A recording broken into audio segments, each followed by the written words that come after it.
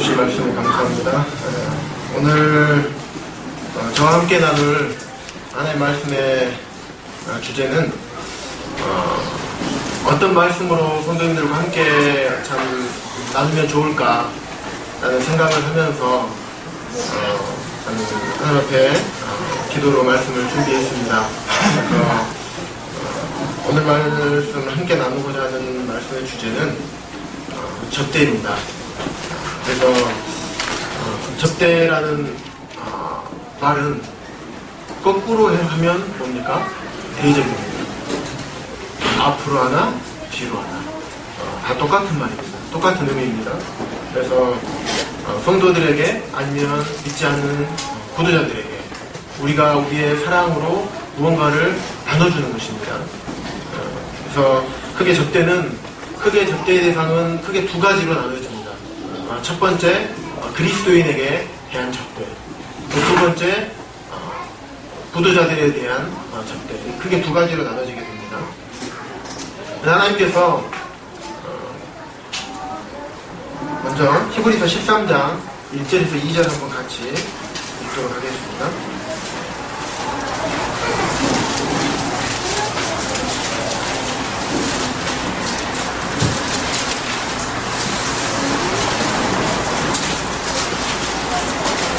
히브리서 13장 1절에서 2절입니다.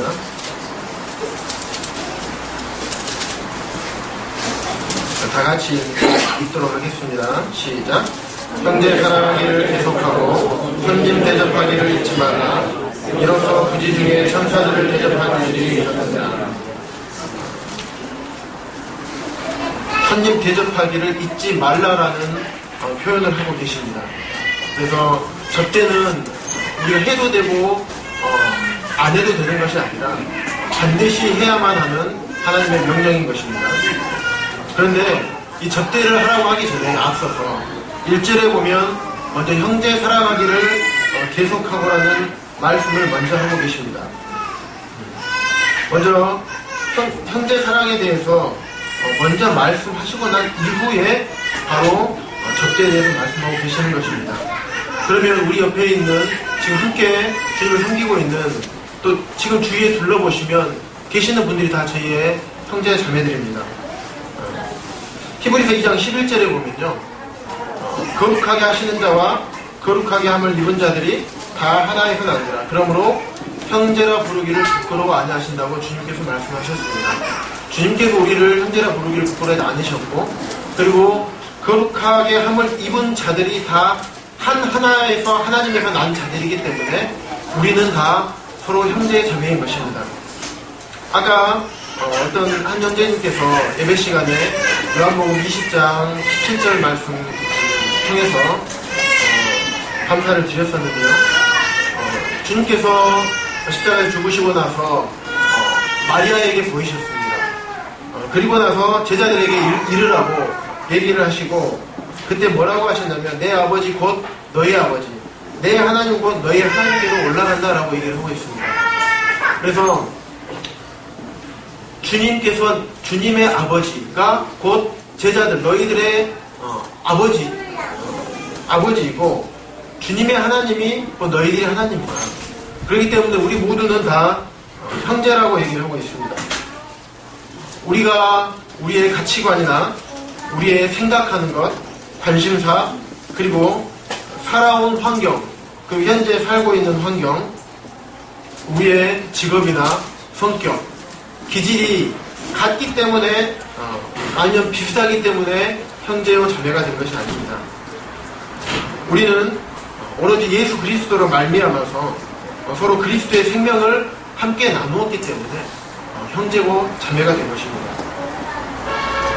고린도서 4장 10절에 보면요, 우리가 항상 예수 죽인 것을 몸에 짊어짐은 예수의 생명도 우리 몸에 나타나게 하려 함이라고 말씀하고 있습니다.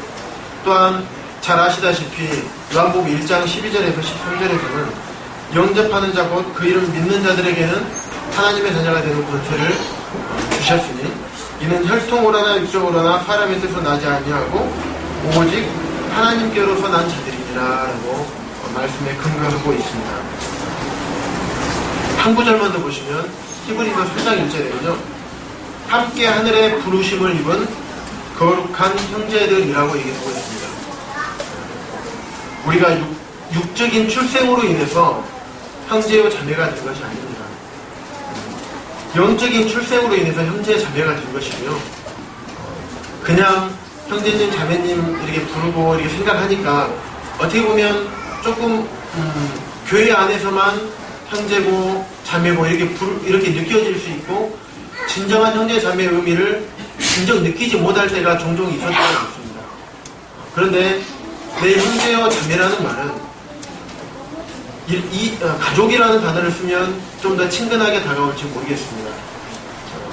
내 가족을 위해서는 내가 무엇이든지 내어주고 나의 모든 것을 주어도 아깝지 않은 것이 내 가족이지 않습니까? 그래서 예수 그리스도께서 자기의 핏값을 주고 산 모든 자들과 형제 자매와의 관계를 가지고 있기 때문에 주님께서는 형제 자매에게 계하는 것이 곧 주님에게 하신 것이라고 얘기를 하고 있습니다. 마태복음 25장 40절 함께 읽도록 하겠습니다. 마태복음 25장 40절입니다.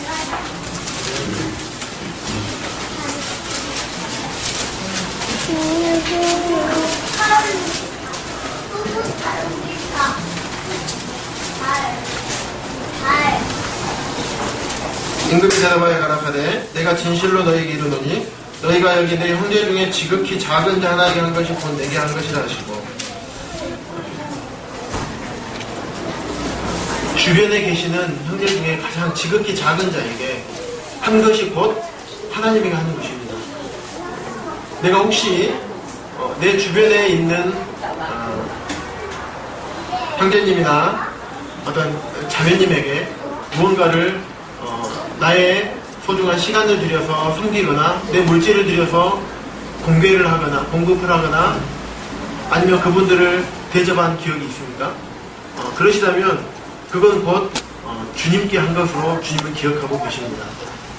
아니면 혹시 주변에 형제님이나 자매님들로부터 어떤 상처를 받거나 아니면 내가 또 어떤 상처를 주거나 아니면 내 마음속에 그분들을 향한 원망이나 아니면 어떤 시기심이나 질투심이나 혹시 소원함을 가지고 있습니다. 그것은 곧 그 성도님에게 갖고 있는 것이 아니라 곧 주님에게 그런 마음을 갖고 있는 것입니다.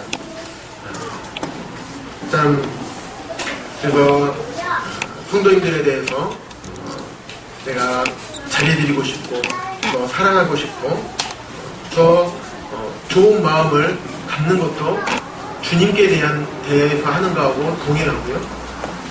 반면에 성도님들에게 죄를 짓는 것도 그분들의 마음을 상하게 하는 것도 곧 주님께 죄를 짓는 것과 같은 것입니다. 베드로전서 4장 8절에서 9절 잠깐 보시겠습니다. 베드로전서 4장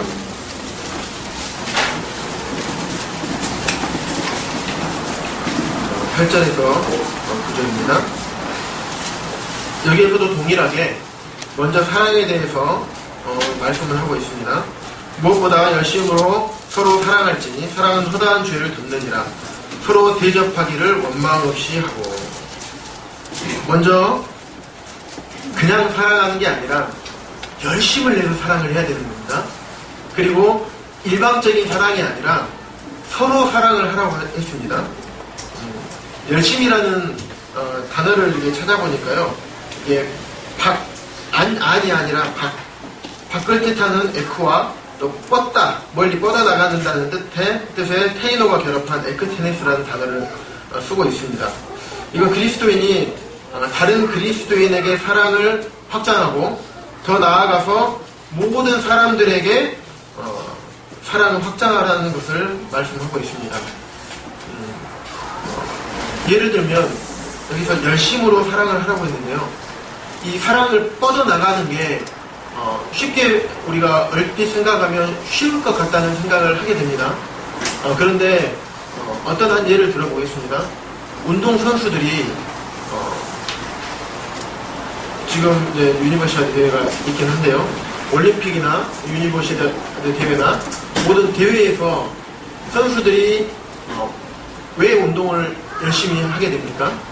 메달을 따기 위해서입니다. 상을 타기 위해서 열심히 운동을 합니다. 그래서 달리기 선수나 아니면 스피드 스케이팅 선수들이나 0.01초, 0.1초를 줄이기 위해서 하루에 14시간씩, 12시간씩, 14시간씩 음식 먹는 것도 조절해가면서 잠도 조절해가고 잠자는 시간, 일어나는 시간, 그리고 프로그램들을 빽빽하게 여러 가지 프로그램 짜놓고 정말 열심히 운동을 하게 됩니다. 그래야지만 그 상을 타기 위해서 한 걸음 한 걸음 나아가는 것입니다. 그러는 것처럼 우리가 사랑을 하는 것이 열심을 내어서 사랑을 해야지만 되는 것입니다. 그리고 사랑은 허다한 죄를 덮는다고 했습니다. 여기서 오해하시지 않으셨으면 좋겠습니다. 성도가 짓는 어떤 죄를 덮는 게 아니고요. 성도들이 관계를 맺다 보면 사소한 실수를 하게 되거나 아니면 성도들이 우리 눈에 보여질 때 어떤 단점들이 보여줄 수 있습니다.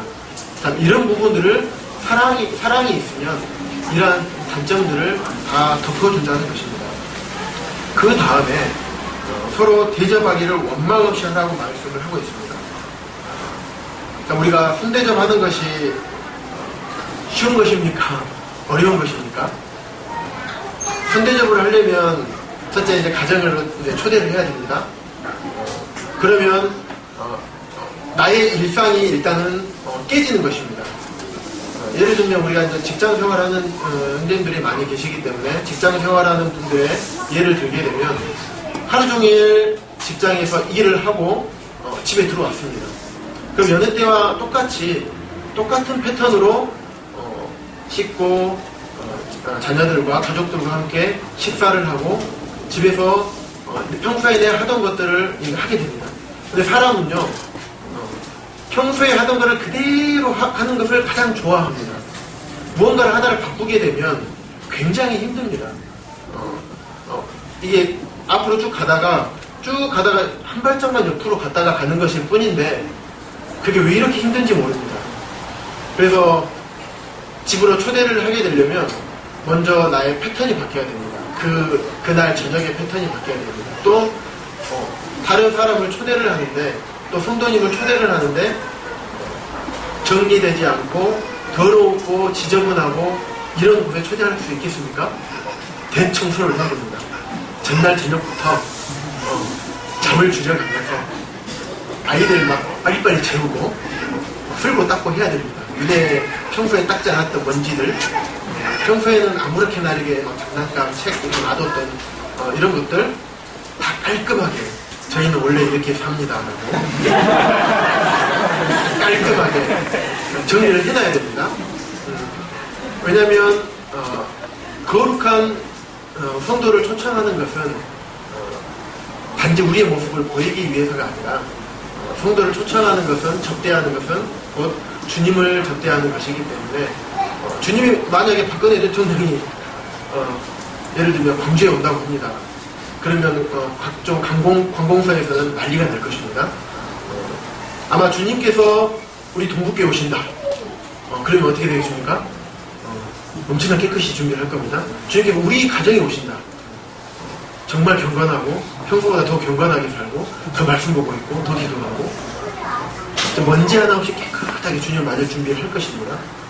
그것처럼 여러 가지로 준비를 해야 됩니다. 또 그것뿐만이 아니라 무슨 메뉴로 대접을 할 것인가 자매님들 입장에서는 고민을 해야 됩니다. 저 성도님은 무엇을 좋아하십니까? 혹시 이 음식을 내놨을 때 싫어하지는 않으실까? 혹시 생선을 찜을 해놨는데 가시가 많아서 싫어하지 않으실까? 혹시 이 음식이 맛이 없어서 좀 신뢰가 되지 않을까?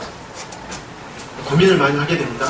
메뉴 고민만도 한참을 할 것입니다. 제가 모르긴 몰라도 아마 많은 장님들 고민하실 것입니다. 또 그 메뉴들을 다 드시고 나서 그 이후에 차도 준비를 해야 됩니다. 과일도 준비해야 됩니다. 어떤 것들로 다발을 준비할 것인가 고민을 하실 것입니다. 또 그것들을 준비하기 위해서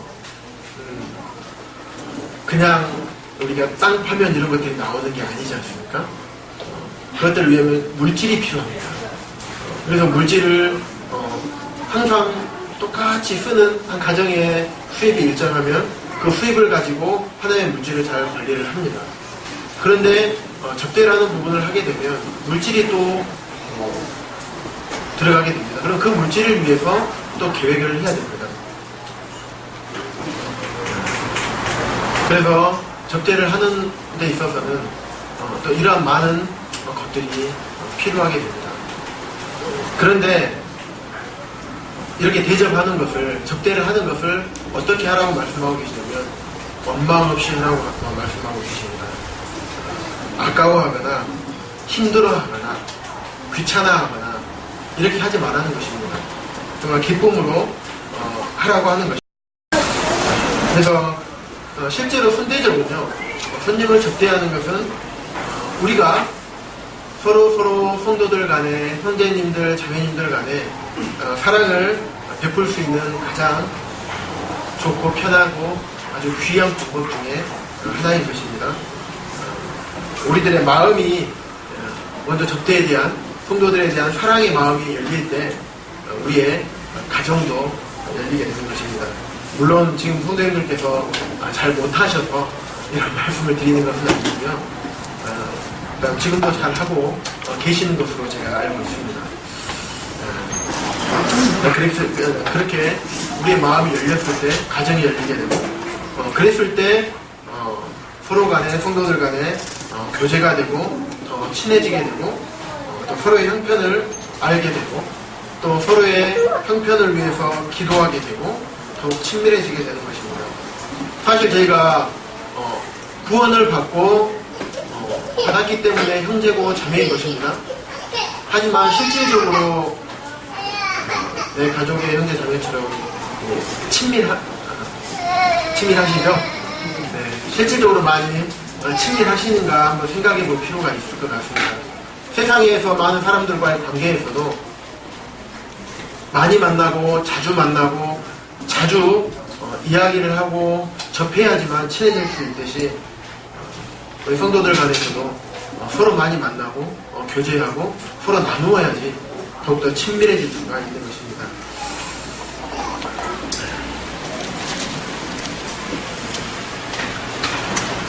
예전에 남원에서 한 가정이 있었습니다. 근데 이 형제님은 어떤 농협이라는 가출한 기업에 상무로 있었습니다. 꽤 높은 자리죠. 그런데 이분이 이제 어떤 한 잠깐의 실수로 인해서 물질을 많이 잃어버리게 됐습니다. 그래서 여러 가지를 통해서 회복하려고 하셨지만 그때마다 번번이 도둑맞고 그게 잘 되지 않았습니다. 그런데 그 전까지 그 형제의 가정을 통해서 그 가정을 많이 개방을 하시고 항상 손대접하기를 즐겨 하셨던 가정이셨습니다. 그래서 그곳에 성도들이 모이고 교제하고 때로는 마음이 틀어져 있는 성도들이 함께 모여서 교제함으로 인해서 다시 화합하게 되고 여러 가지 그런 접대하는 것을 즐겨했던 가정이었는데 그 어려움이 되었습니다. 근데 이제 제가 청년의 시절이었는데 저는 그 가정에 초대를 받아서 갔습니다. 근데 좋은 아파트에 계시다가 송동이라는 아주 시골에 이사를 가셨습니다. 전 아파트에 사신지 몰랐습니다. 근데 시골로 이사를 가셨는데 정말 저녁이 되면 가로등하고 집에 있는 불밖에 없는 그런 곳입니다. 뒤에는 산이고 논이고 밭입니다. 그런 걸 사시면서 소를 키우셨습니다. 근데 초대를 받아서 청년 시절에 갔었는데 정말 진수성찬이 차려져 있어서 여러 성도님들을 초청을 해서 접대를 하고 계시는 것이었습니다. 그래서 저는 이 형제님 이 가정은 정말 잘 사시나 보구나, 얼마나 이렇게 드시나 보구나 이렇게 생각을 했습니다. 막 이제 모디 연매가 많이 열렸는데 그때가 아마 4월 정도 됐을까? 4월이 5월 초나 됐을까 모르겠습니다. 그때 뽕잎이 이렇게 막 이게 연한 잎이 납니다. 이렇게 연한 뽕잎만 골라가지고 숯불에다가 삼겹살을 지금 구워가지고요, 뽕잎에서 싸서 먹을 수 있도록 굉장한 만찬을 준비해 주셨고, 그뿐만 아니라 여러 가지 반찬들을 준비해 주시고 요리들을, 또 후식들을, 디저트들을 준비해 주셔가지고 정말 풍성하게 대접을 받았습니다. 그런데 나중에 알게 된 건데요, 이 성도님들을 접대하기 위해서 이 자매님께서 꼬박꼬박 모아놓으신 거예요. 형제님께서 농협 상무다 보니까 여러 가지 많은 선물들이 들어옵니다. 그런 거를 쓰지 않고 잘 보관을 하고 냉동실에 차곡차곡 쌓아놨다가 성도님들 한번 계획을 해서 초대해서 그거를 다 푸시는 거였어요. 본인들은 한 끼 먹을 것도 참 어렵게 드시고 그러지만 성도를 위해서는 차곡차곡 아껴놨다가 이렇게 내어주셨다는, 그거 정말 기쁨으로 주셨던 참 그런 사랑의 교제를, 접대를 받았습니다. 그래서 그런 접대 가운데서 자연스럽게 이루어지는 교제를 통해서 정말 삶으로 보여지는 그리스도인의 삶을 배웠고요. 그것들이 제 신앙생활의 밑거름이 되었던 것 같습니다. 역시 오늘 사는 교제가 참 좋은 것 같아요. 마음을 편하게 하고 너무 좋습니다. 혹시 성도님들 가운데서 식사하시면서 맛있는 거 드시면서 기분 나쁘신 성도님들 계십니까? 아무도 없으시죠? 네. 요한복음 21장 말씀 잠깐 보시겠습니다. 요한복음 21장입니다. 3절에서 14절까지인데요. 제가 읽지는 않겠, 시간상 읽지는 않겠습니다. 근데 보면 여기에서 등장인물들이 나오는데, 나다나엘이라는 제자와 야고보, 또 세베대의 아들 요한, 그리고 알 수 없는 두 제자, 이렇게 5명의 예수님의 제자들이 나옵니다. 그런데 이 제자들이 어떻게 됐냐면, 주님께서 십자가에 못 박혀 돌아가신 이후에 다 뿔뿔이 흩어졌습니다. 그래서 자기의 생업을 따라서 이제 나는 생업을 하러 가련다 하고 다 가버렸습니다. 근데 이들의 마음을 좀 이해는 할 수 있을 것 같습니다. 왜냐하면 그렇게 주님을 따랐었고, 자기들이 평소에 보지도 못하고 듣지도 못했고 상상도 못했던 죽은 자를 살리고 병자를 고치시고 안진뱅이를 일으키시고 눈먼 자를 눈을 뜨게 하고 정말 희대의 히어로였던 그분을 따라다녔었습니다. 그분을 선생님이라고 하고 쫓아다니셨고, 하지만 죽지 않으실 것 같았던 그분께서 십자가에 못 박혀 돌아가셔 버리신 겁니다.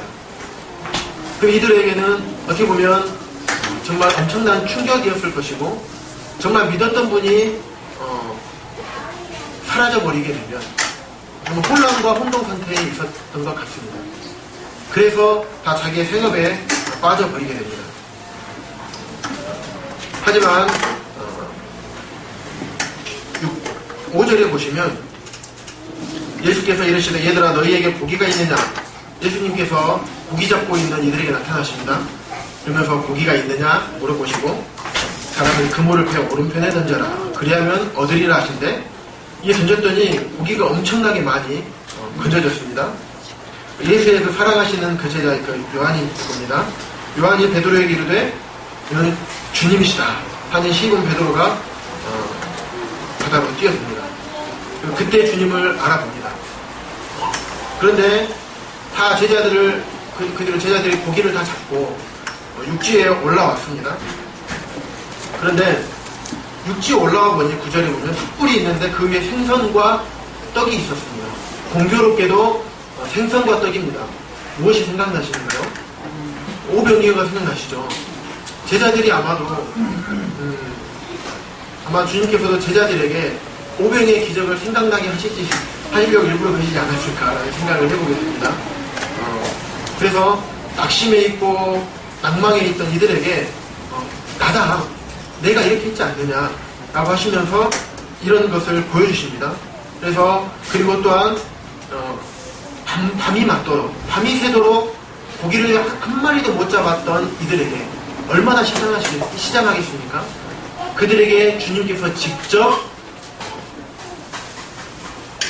숯불 위에 생선과 떡을 구워주시는 것입니다.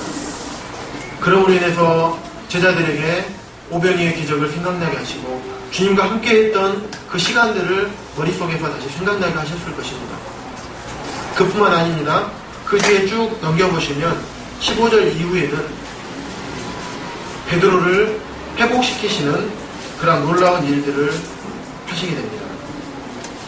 먼저 직접 제자들에게 접대를 하시고, 아마 베드로는 그 주님을 봤을 때 어떤 마음이 들었을까요? 자기 주님의 수제자라고 하였고 절대로 부인하지 않겠다고, 자기가 죽었으면 죽었을지언정 절대로 주님을 부인하지 않겠다고 호언장담을 바로 주님 앞에서 했던 그 베드로가 3번을 부인하고 닭이 울자 그때 깨닫고 쥐구멍이라도 있으면 들어가고 싶을 정도로 엄청나게 창피했을 것이고 자기 자신이 너무나 싫었을 것입니다.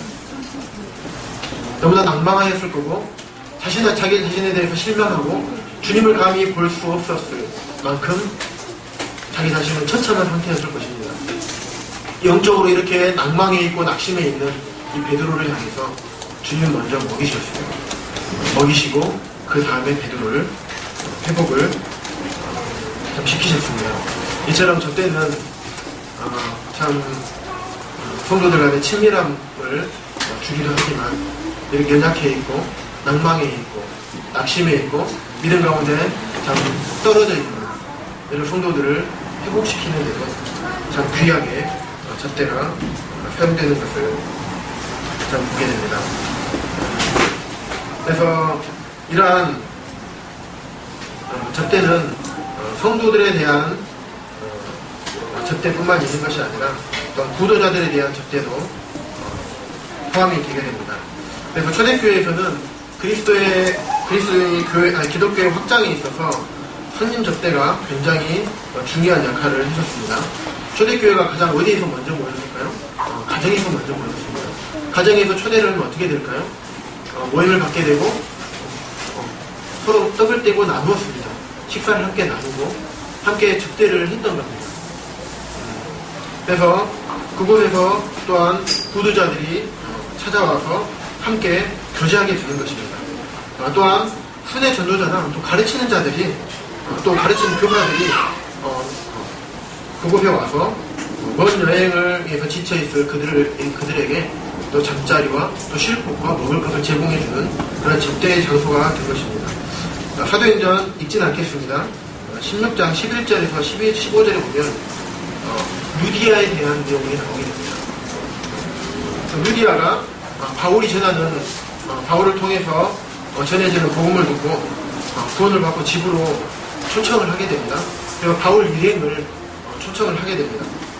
그래서 그들을 접대하고 난 후에 접대하면서 그들을 루디아가 어떤 축복을 받게 되냐면 그의 온 가족이 구원받고 침례를 받게 되는 어마어마한 축복을 받게 되고요.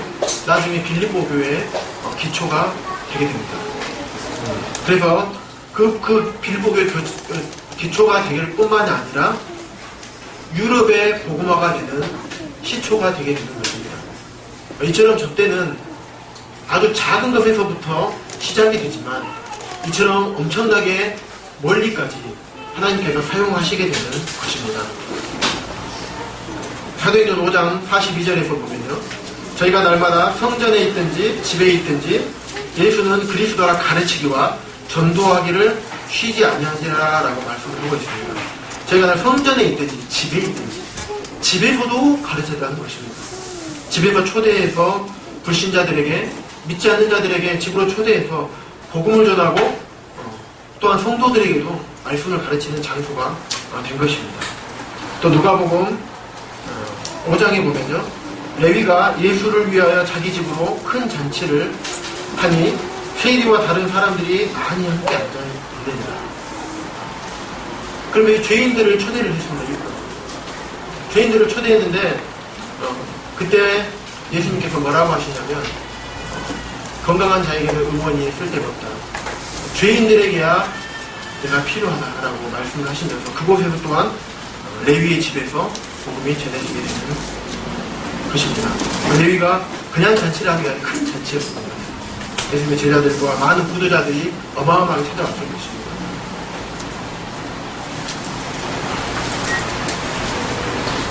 그래서 우리가 우리의 가까운 친척이나 또 친구들을 초대하는 것이 나쁘다는 것이 아닙니다. 또 우리 성도님들도 열심으로 내어서 초대를 해야 되는 것입니다. 예수님도 마르다와 마리아와 나사로의 집에 즐겨 찾아가셨습니다. 그리고 예수님도 제자들하고 함께 식사하는 것을 즐겨 하셨습니다.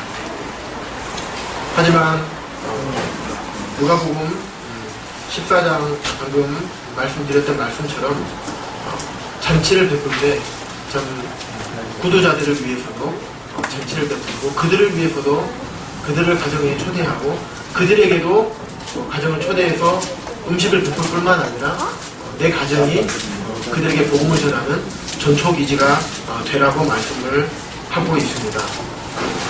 혹시 우리가 복음을 전한다고 하면서 우리의 가정의 문을 혹시 닫고 계시는 게 아닌가, 저희도 그런 생각을 해보게 됩니다. 우리의 가정을 복음을 전하는 기지로 삼고 그들을 초대해서 접대하면서 복음을 전하게 되면 그 영혼은 정말 접대를 받은 그 사랑과 복음을 잊지 못할 것입니다. 근데 정말 중요한 것은 우리들 마음에 그런 마음이 들었을 때 그냥 혹시 이제 자매님들하고 이야기를 할 때 누구 성도님을 초대해서 우리 식사 한번 할까? 아니면 우리 주의 구도자, 우리 복음 전하고 있는 구도자들이 있는데 한번 초대해서 우리 함께 식사하면서 교제 한번 해볼까? 라고 말만 던지고 혹시 끝나버리지 않으시는지. 제가 그렇습니다. 우리 자매의 직장 후배에 우리 자매가 복음을 전하고 있는데 그럼 초대한 게 복음 식사 대접하면서 같이 복음 나누면 좋겠다. 한번 해봐. 이렇게 그냥 말만 합니다. 날짜나 언제 기간이고 언제쯤에 며칠짜리에 한번 초대해서 우리 얘기를 해봅시다 라고 정확하게 제가 얘기를 해야 되는데 그렇게 얘기를 하지 않고 넘어가 버립니다. 그리고 언제인지 모르게 싹 사라집니다.